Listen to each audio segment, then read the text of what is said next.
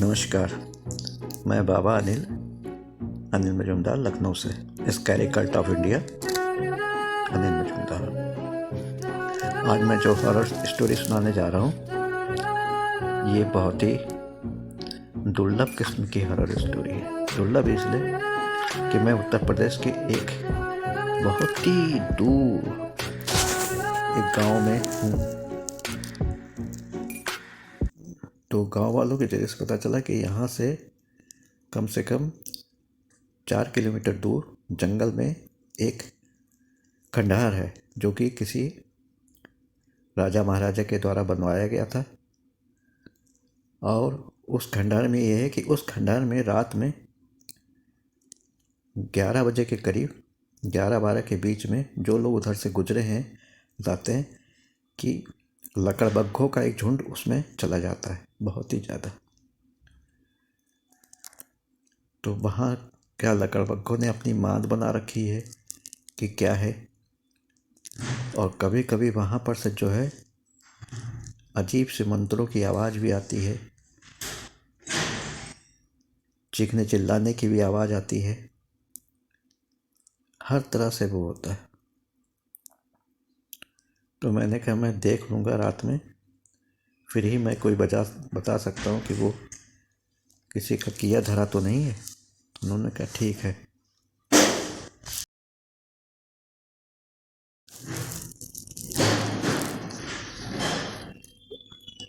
तो रात बहुत गहरी हो रही थी। मैं 10 बजे करीब निकला।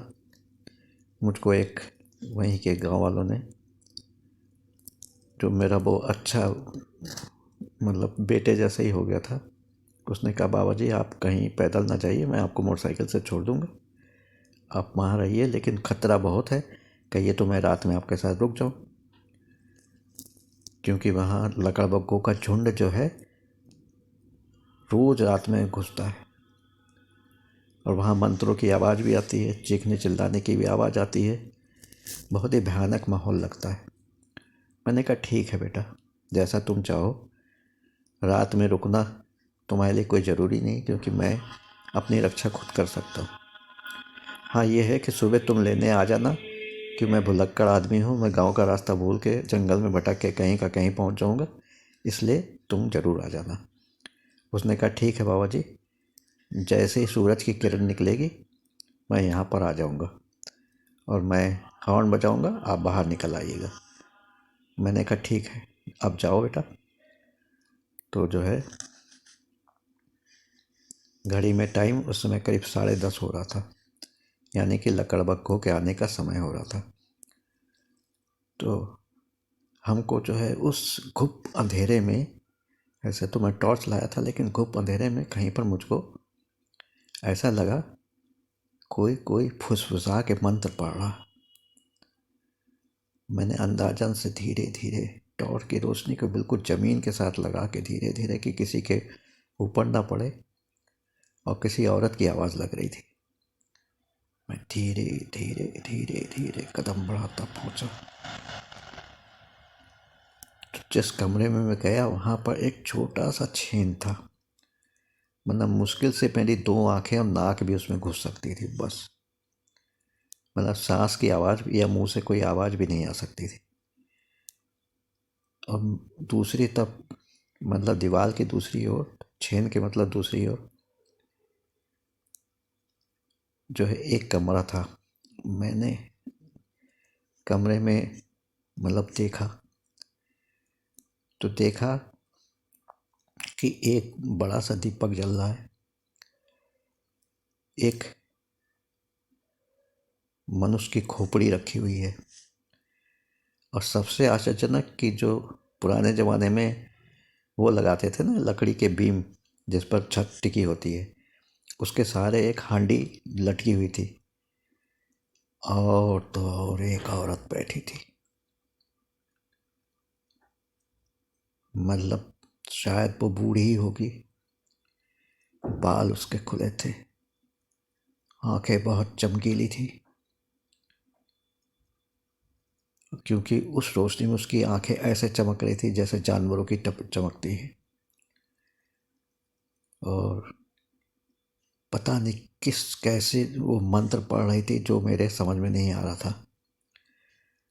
और सबसे आश्चर्यजनक चीज़ थी कि उसने कुछ शायद झोली में से जो रखा हुआ था उसमें से दाने निकाले। अब वो सरसों या उड़द के हो नहीं समझ सकते। उसमें से मंत्र पढ़ा और जो है क्या कहते हैं जो लटकती हुई हांडी थी उसमें खींच के मारा मंत्र पढ़ते। ऐसा 7 बार उसने किया।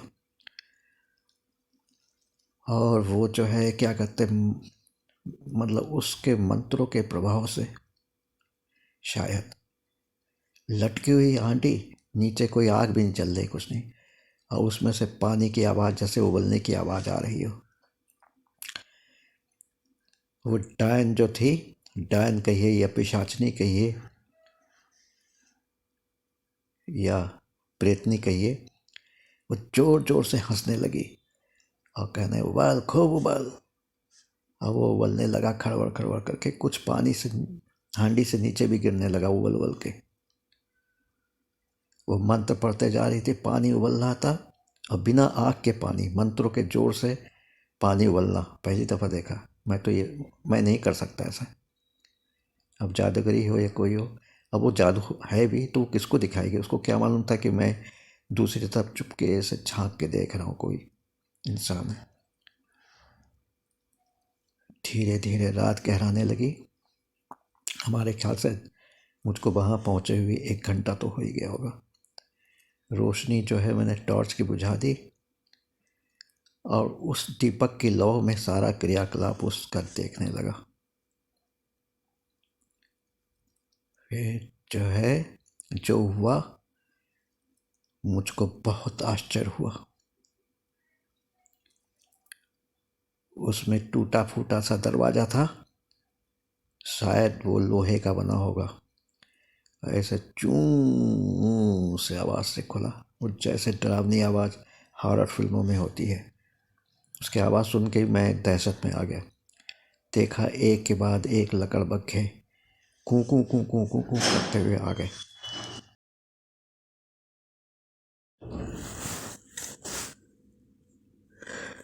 और वो लकड़बग्घे आके बिल्कुल जैसे कुत्ते अपने पिछले पैर पर चुपचाप बैठ के करते हैं, वैसे सब बैठ गए।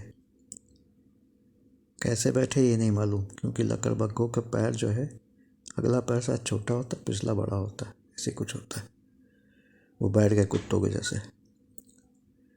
और वो जो डायन या चुड़ैल या पिशाचनी जो भी हो, वो मंत्र पढ़ पढ़ के दानों पे और उन लकड़बग्घों पे छिड़कने लगी।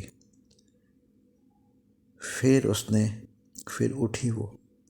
मैं सब देख रहा था कि कर क्या रही है। और उठी और उसने खौलते हुए पानी, जो हांडी लटक रही थी, पानी खौल रहा था, इतनी ज़ोर से खौल रहा था कि उसके कुछ छींटे, गरम गरम पानी की छींटे मेरे पर भी पड़ रही थी। लेकिन मैं न चीख सकता था, न चिल्ला, और न अपनी नज़रें उस खुक्खल से हटा सकता था। इतनी ज़ोर से उस खौलते हुए पानी में वो हाथ उसने निकाला। मैंने देखा शायद कोई मांस का लोथड़ा था। उसने फेंका और लकड़बग्घे टूट टूट पड़े उन मांस के टुकड़े पर। फिर दूसरा, तीसरा, चौथा, ऐसे 10-12 उसने टुकड़े, बड़े बड़े टुकड़े थे, फेंके और लकड़बग्घे सब चट कर गए।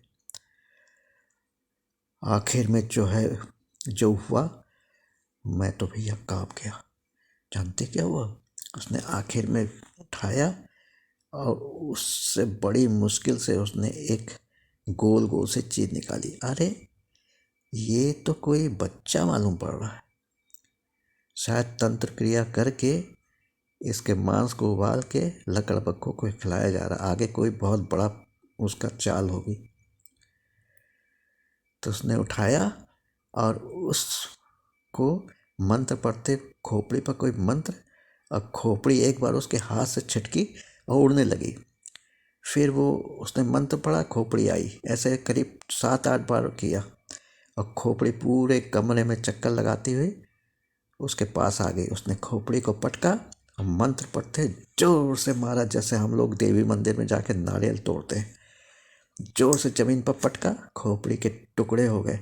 आश्चर्य की बात है, खोपड़ी उबल रही है लेकिन उसमें से लाल लाल खून निकल रहा है जैसे वो जीवित हो। और वो खोपड़ी कह रही थी, मतलब चिल्ला रहे थे जैसे बच्चे ऊआ ऊआ करके रोते हैं ना, है ना, करीब 6-7 महीने के जो बच्चे जो बोल नहीं पाते बेचारे, तो जैसे रोते हैं उस तरह से वो रोने, खोपड़ी में से टूटी हुई खोपड़ी में से आवाज आ रही थी।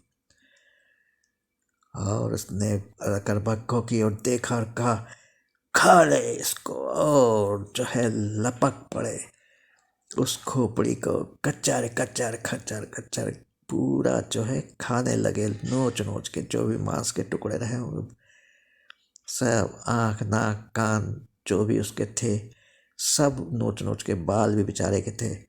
बहुत सुंदर बच्चा रहा होगा। आगे फिर जो हड्डी बची उसको ले लेके एक दूसरे पर झपट्टा मार के छीनने लगे और खाने लगे। मैंने कहा बाप रे बाप, ये कौन है भाई, कौन सी पूजा हो रही है, और ये लकड़बग्घों को क्यों साध रही है, क्या कोई बड़ा कांड करने वाली है। फिर जो है वो मंत्र पढ़ा और इतनी भयानक रूप से चीखी, इतनी भयानक रूप से चीखी कि क्या कहते हैं, वो जो जिस कमरे में मैं था घड़घड़ा के मेरे पीछे से दीवार जो है टूट के ढह गया, और 10-12 गुम्मे मतलब 2-3 लाइन दीवार की ढह गई। और जो है वो चीखती हुई उड़ी और उड़ के पूरे कमरे के चक्कर लगाया, और वो मेरे झरों के पास आने लगी। और मैं भाग के जंगल में भागता रहा, और पीछे पलट के देखा कि मेरे पीछे पीछे वो लकड़बग्घों का झुंड दौड़ रहा है। शायद उनको ताजे मांस की खुशबू मिल गई हो। और थोड़ी दूर में जाके देखा कि पीपल का पेड़ मिला मुझे। पीपल के पेड़ के ऊपर लटकी हुई मुद्रा में वही जिसको मैंने पूजा करते देखा था, डायन चुड़ैल या पिशाचनी जो भी हो, वो लटकी हुई थी। और उसने हाथ बढ़ाया मेरी तरफ, उसके बड़े बड़े नाखून मेरे गर्दन के पास आया, शायद वो अपने पास घसीटना चाहती हो। दोनों हाथ बढ़ाया, मैं जोर से बोला माँ काली का जो मंत्र है, मैंने जोर जोर से बोला, और उसी के साथ उसकी हा हा हा हा हा करके आवाज आई। कहा तुमको मैं छोड़ूंगी नहीं।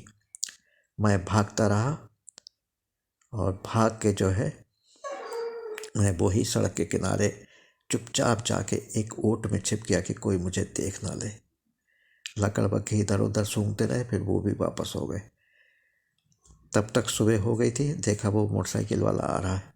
मैंने बीच सड़क पर खड़े होकर उसको हाथ दिया, और मोटरसाइकिल पर बैठ के सीधे जहाँ पर जिस घर में मैं ठहरा था गांव में आकर ही दम लिया।